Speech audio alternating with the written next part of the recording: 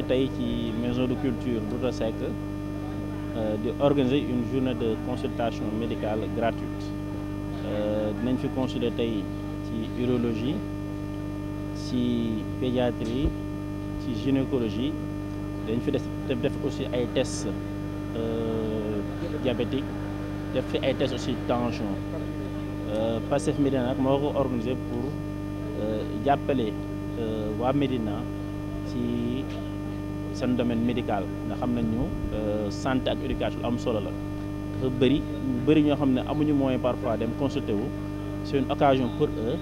ñu def une action sociale pour jàppaleen ñu mën a def consulter wu aussi am nañu aussi ku ci nekk un lot de médicaments boo xam ni yi nga xam ni médicaments essentiels yi à valeur de 300 000 yoo xam jënd nañ ko fi teg ko fi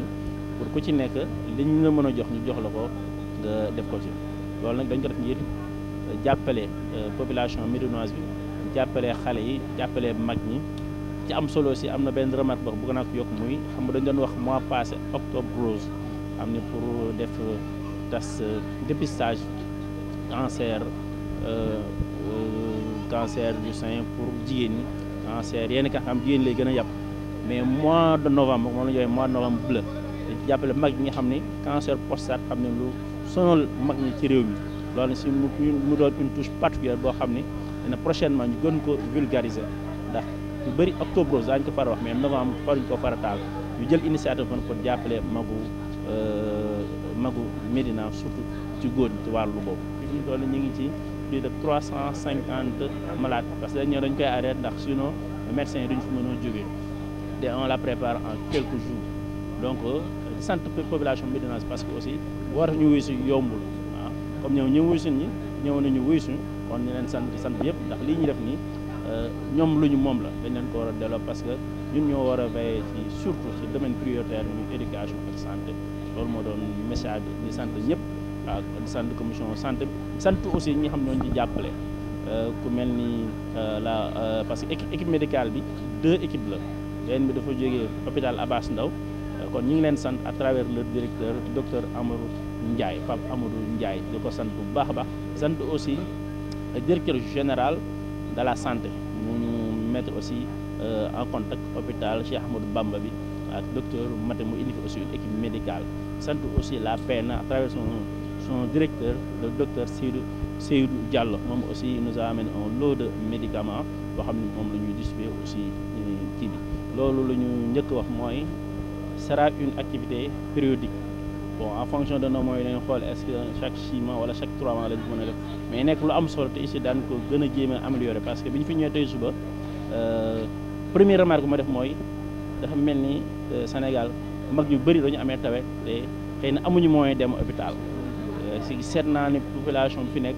à 80% ay mag lañ moo tax sax bi ñu doon wax naan affaire nañu jéem a dugal 3e âge ma ne non loolu duñ ko mën a def parce que day indi problème organisation parce que boo xoolee 80% ay mag lañ beneen loo bi aussi mooy ay ndaw lañ am na ci ay ndaw aussi beneen aussi li nga seetlu mooy aussi jigéen ñi ñoo ëpp foofu ci ñi nga xam ni 3 remarques yooyu daal lañ def ni gis ni lii peut-être beneen yoon daañu gën a comme temps moo xa doon yokk ci ophtalmologie luñ ci laaj yokk ci aussi dentiste ñaari spécialité yoo xam ne incha allah prochaine session daañu ko ci yokk te xam nga ñoom ñaar dafa xaw a nekk tuuti des spécialités yoo xam ne foog ñu indaale ay équipement c'est un peu trop lourd te organisation bi aussi fii aussi dafa xaw a na compliqué parce que on a pris une grande salle jéem ko partitionné en ay box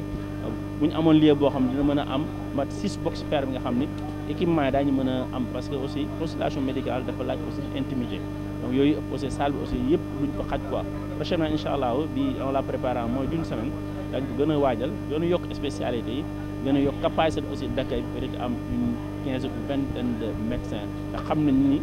population bi surtout Médina ñu ko yuttoo la surtout mag ñi ak jigéen ci côté boobu. suivi bi bon on a ñu ngi jël liste de présence bi pour après lañ ci mën a def pour premier lot bi mooy ñu ngi leen jàpp ci médicament xam nga aussi feebar aussi d'habitude dina am lu ci war a topp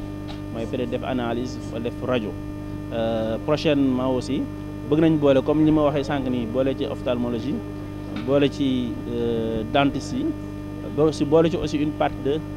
de bon d'analyse médicale nga xam ne ku pare da ngay dem foofu ñoom peut-être def benn montant forfaitaire de 30 à 50 000 boo xam ne ku ci nekk boo soxlaa analyse ñoom def la ko wala aussi bon de radiologie yu mel noonu nga xam ni rajo wala analyse nga xam ni ci parce que boo la médecin consulé la plupart ñett yooyu lay def